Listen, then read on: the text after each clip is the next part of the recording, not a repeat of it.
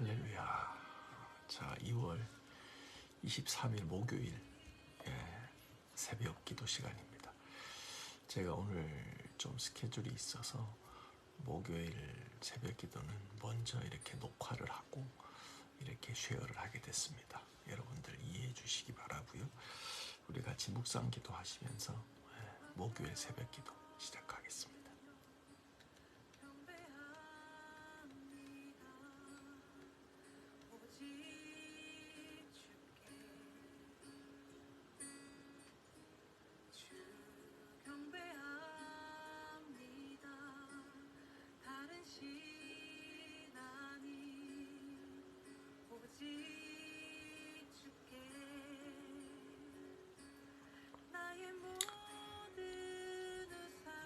주님 감사합니다.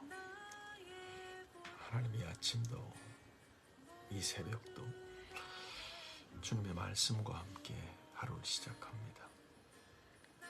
하나님의 말씀을 붙잡고 하나님의 말씀이 인도하시는 대로 오늘도 저희가 순종하며 나아가기 원합니다.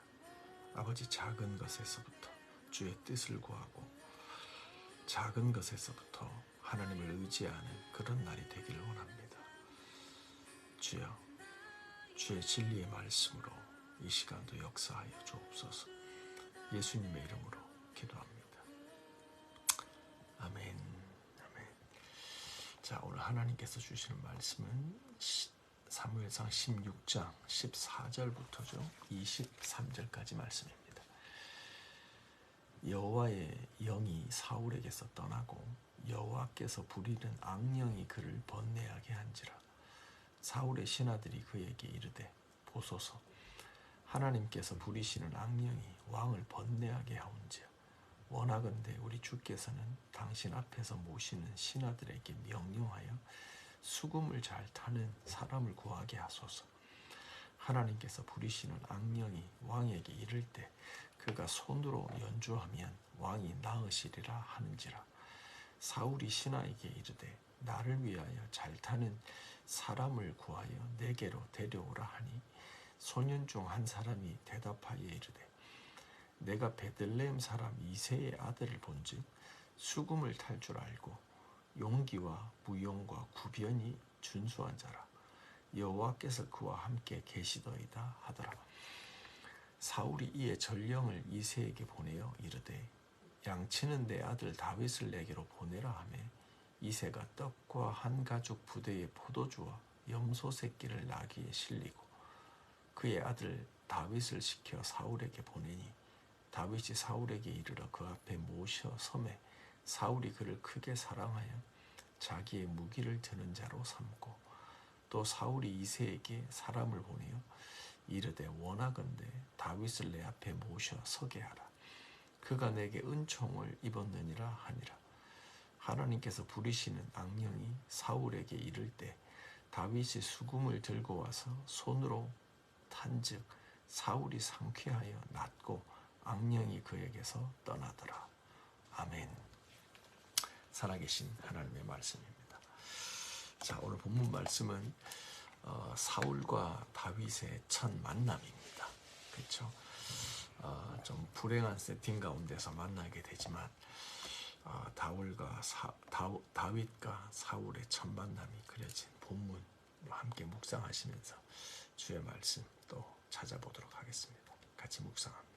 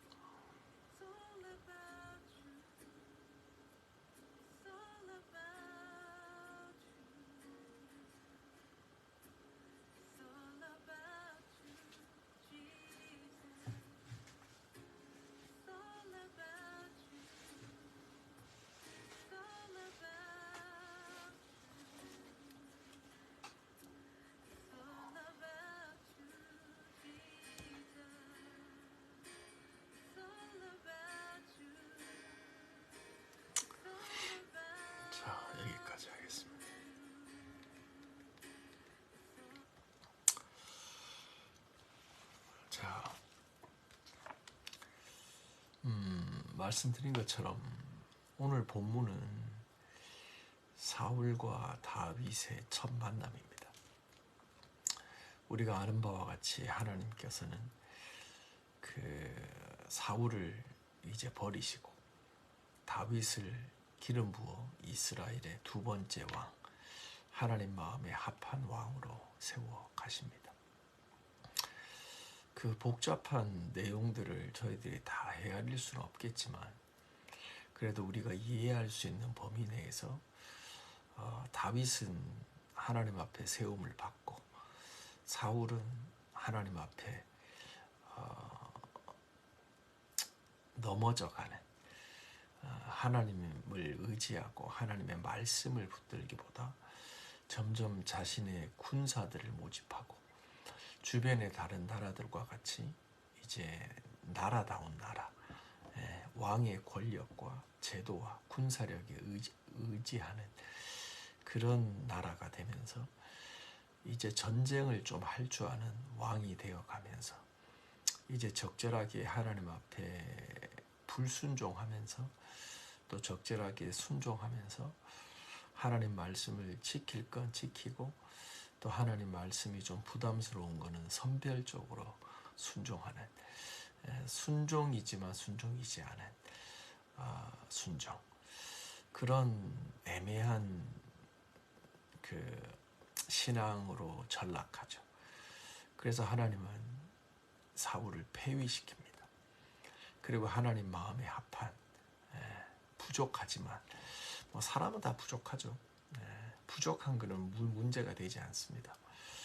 하나님은 우리가 부족한 거, 우리가 연약한 거 하나님이 모르고 세우시는 거 아니거든요. 인정하면 되는 거예요. 인정할 때 그것이 우리에게 자유를 주지, 우리는 완벽한 사람은 누구도 없습니다. 그래서 다윗은 그렇게 하나님의 세움을 받고 사울과 이제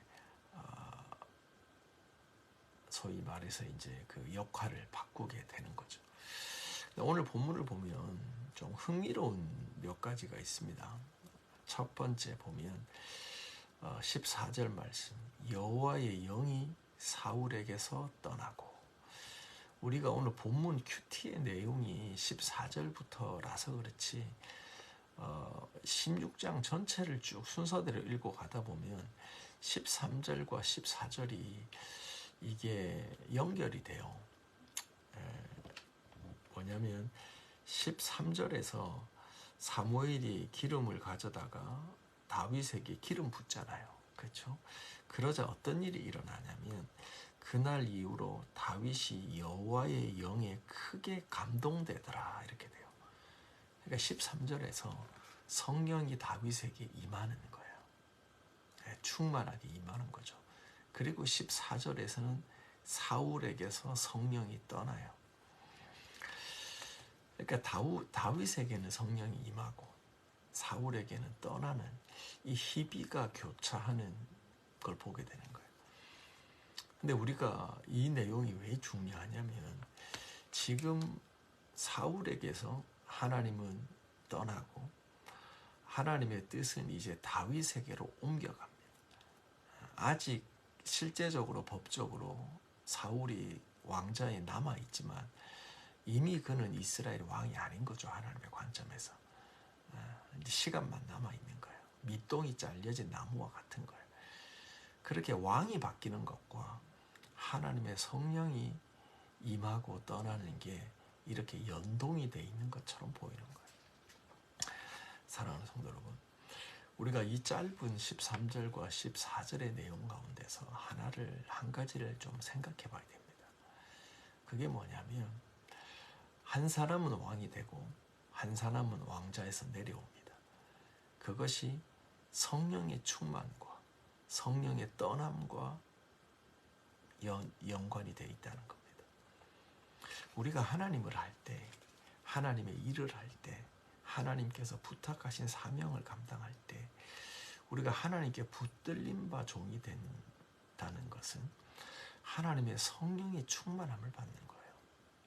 왜냐하면 성령은 능력이잖아요. 성령은 우리 지혜잖아요. 성령은 진리의 영이잖아요. 그러니까 그 진리의 영으로 충만하고 성령의 권능으로 충만해야 우리가 하나님의 일을 할 수 있는 거예요. 그런데 그 성령이 우리를 떠나면 우리는 마른 막대기와 같다는 걸 기억해야 돼요. 그래서 이 짧은 13절과 14절에서는 왕이 바뀌는데 그 왕이 바뀌는 사건을 성령의 임재와 성령의 떠남을 통해서 설명하고 있다는 거예요. 그러면 오늘 하루 우리가 살아가면서요, 우리는 성령을 사모하는 자가 되길 원해요. 성령 충만을 사모하는 자가 되길 원해요. 우리가 알다시피 사울도 어디죠? 그 10장인가요? 사무엘 10장에서 처음 이제 사무엘을 통해서 기름 부음 받고 왕이 된다라고 얘기를 들었을 때 몇 가지 영적 체험을 하지 않습니까?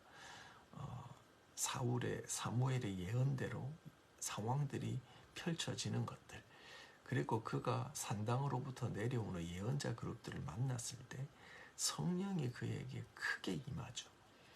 그러니까 이거를 성령 세례에 가까운 그런 강력한 영적 체험을 합니다.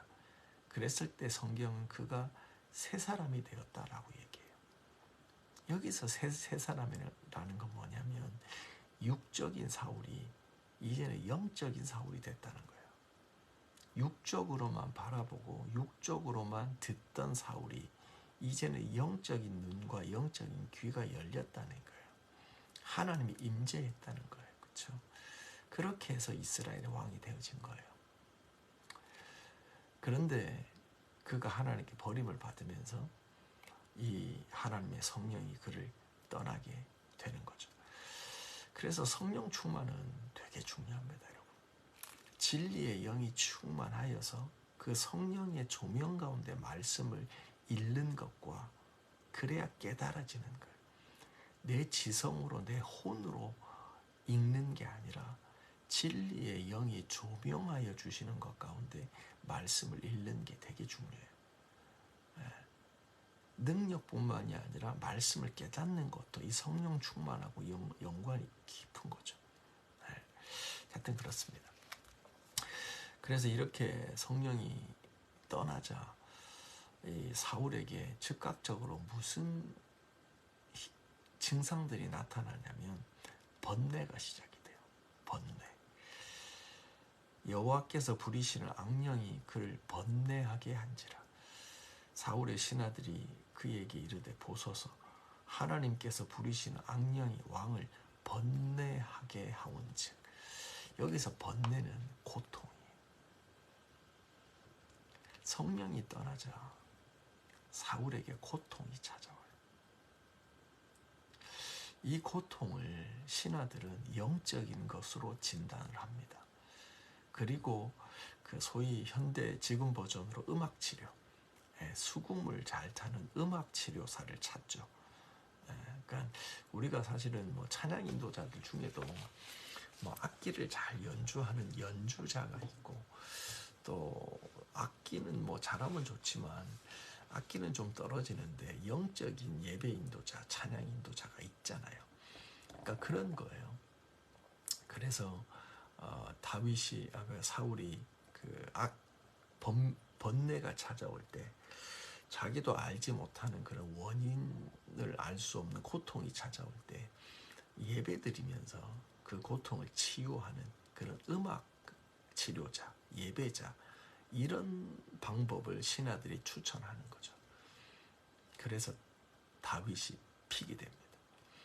그래서 다윗이 와서 연주를 해줄 때 실제로 사울이 치유되는 이런 일이 일어나는 거죠.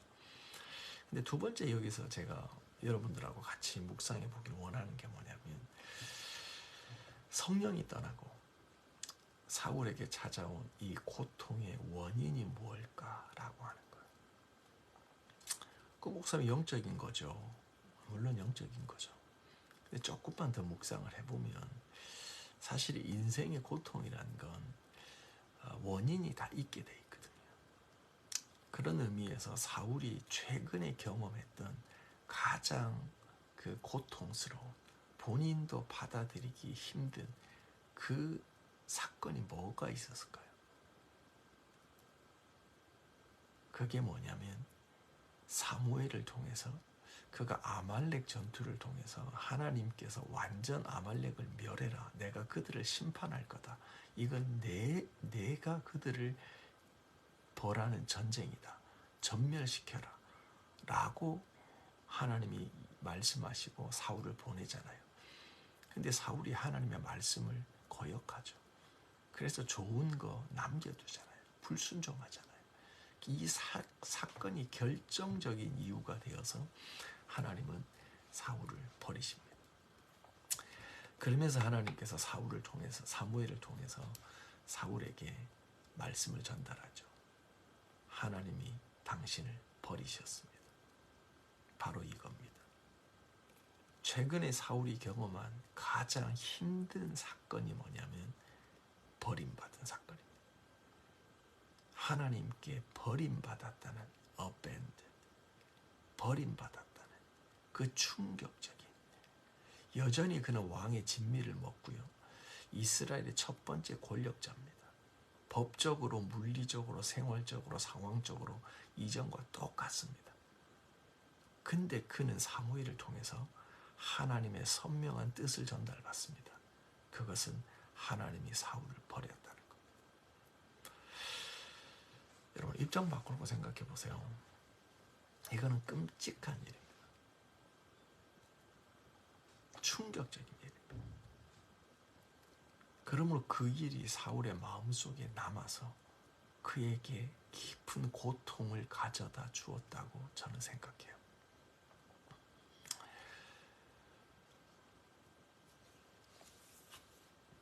근데 여기서 우리가 한 가지 더 생각해 볼 게, 하나님이 사울을 버렸다. 어떻게 하나님이 그럴 수 있지? 라고 우리가 생각할 수 있는데, 사실은 하나님은 우리를 버리는 분이에요. 버리는 분이 아니세요. 하나님은 우리를 버리지 않아요. 목사님 뭐예요? 하나님께서 사울을 버렸잖아요. 그게 아니에요. 하나님은 우리 부모하고, 하나님하고 우리의 관계를 부모 자식 간의 관계로 보잖아요. 부모가 자식을 버리나요? 버릴 수 있나요? 요즘은 세상이 하도 이제 막장으로 치다르니까 뭐 부모가 자식을, 자식이 부모를 버리는 뉴스도 가끔 들려요. 근데 정상적인 가족이라면, 정상적인 부모라면 자녀를 버릴 수가 없죠. 근데 어떻게 하나님이 우리를 버리겠어요? 그렇죠? 그러면 뭘까요? 우리는 알아야 돼요. 하나님이 먼저 우리를 버리는 일은 없어요. 우리가 하나님을 먼저 버린 거예요. 그걸로 우리는 망각해요. 내가 하나님을 등지고 집 나온 건 얘기하지 않고 내가 하나님께 버림받았다고 생각해요. 내가 하나님의 말씀을 버린 거는 생각 안 하고 말씀이신 하나님께서 나를 버렸다고 생각해요. 이 잘못된 피해의식이 있어요. 그래서 우리는 하나님께 회개하고 돌아가기보다 뭐해요? 원망하는 거예요. 이게 사단이 주는 거짓말이에요. 자, 봅시다. 우리 말씀 한번 봅시다. 우리 15장 23절 15장 월요일 큐티죠. 15장 23절 보면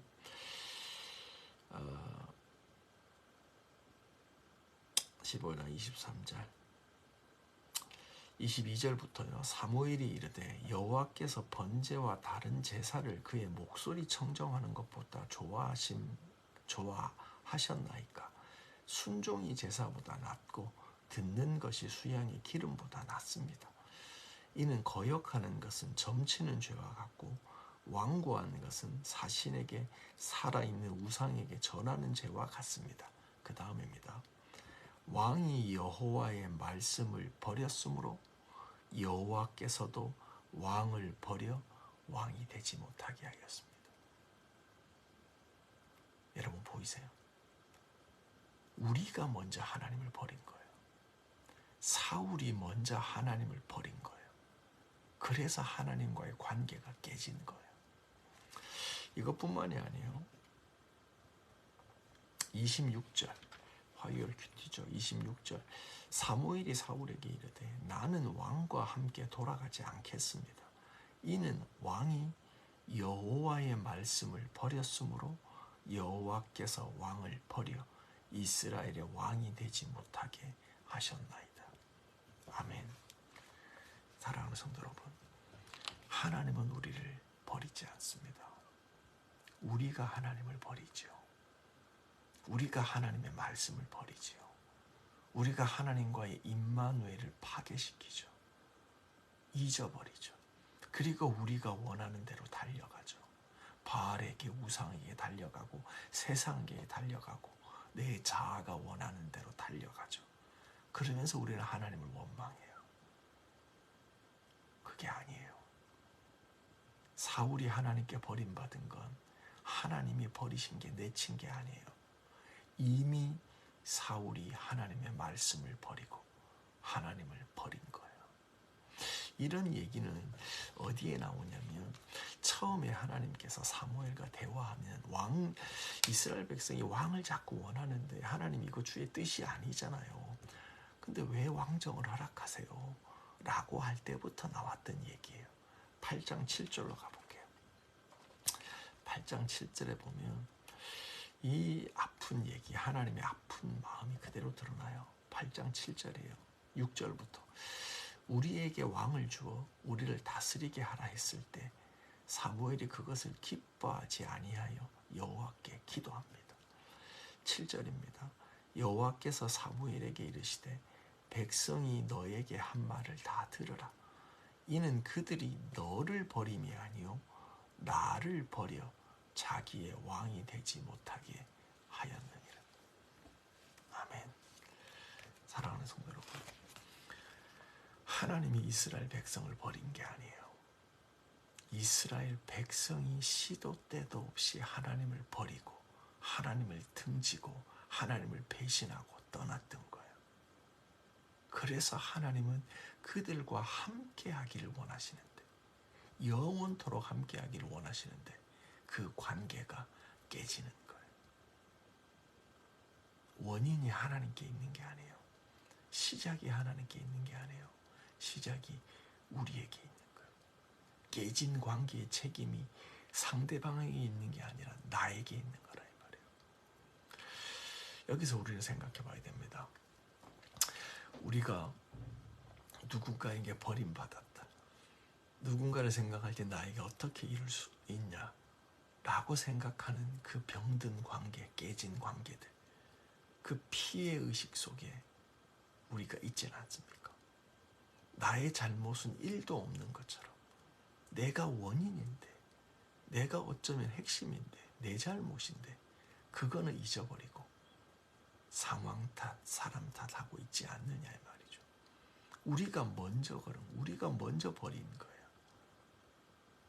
오늘 하루 살아가시면서 이런 부분에서 하나님께 비춤받는 은혜가 있길 바랍니다.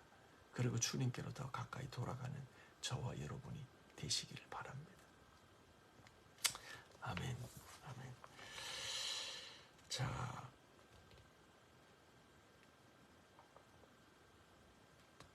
한 가지가 더 있긴 한데 여기까지만 했으면 좋겠네요.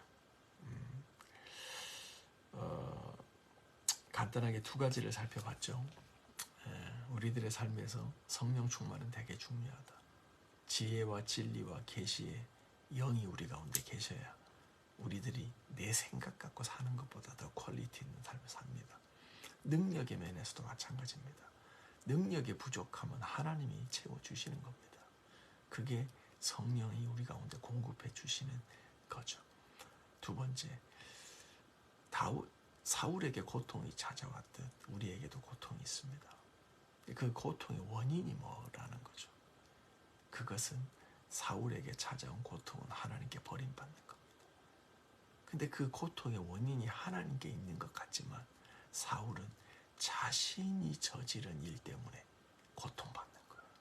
그 번뇌의 원인은 자신이 하나님을 버리고 하나님의 말씀을 버리고 자기의 자아의 욕심, 육신의 욕심대로 살았기 때문에 생기는 고통이라는 거예요. 밑에 다윗을 소개하는 내용을 보세요. 왕의 신하가 다윗을 소개하는 걸 보세요. 용감합니다. 그는 외모가 준수합니다. 그는 지혜롭습니다. 말을 잘합니다. 그리고 뒤에 결정적인 게 나오죠. 그가 여호와 하나님께서 그와 함께 하십니다라는 겁니다. 다윗에 대한 평가입니다. 외모, 말 잘하는 거, 용감한 거, 그게 핵심이 아닙니다. 여호와께서 그와 함께 하시더라. 다윗은 하나님을 잘 버리지 않는 거예요. 잠시 넘어져도 즉각적으로 하나님께 돌이키는 거죠. 오늘 하루 살아가시면서 하나님과 함께하는, 결코 하나님의 손을 놓지 않는 그런 임마누엘의 은혜를 누리며 살아가는 저와 여러분 되시기 바랍니다. 우리 같이 기도하죠. 같이 기도합시다. 말씀 기억하면서 같이 기도합시다. 여러분, 지금 교회를 위해서 기도하고요, 디아스포라 한인교회를 위해서 기도하고요, 또 지진으로 고통받고 있는 우리들의 어려운 이웃들을 위해서 기도합시다. 시리아 땅에, 터키 땅에 하나님의 구원의 역사가 일어나도록 기도합시다. 우크라이나를 위해서 기도합시다. 우리 가까운 주변에 있는 자들 가운데 피해의식에 사로잡혀서 하나님께 돌아가지 못하는 그런 고통 가운데 있는 자들이 주의 은혜로 구원받을 수 있도록 같이 중보하며 나갑시다.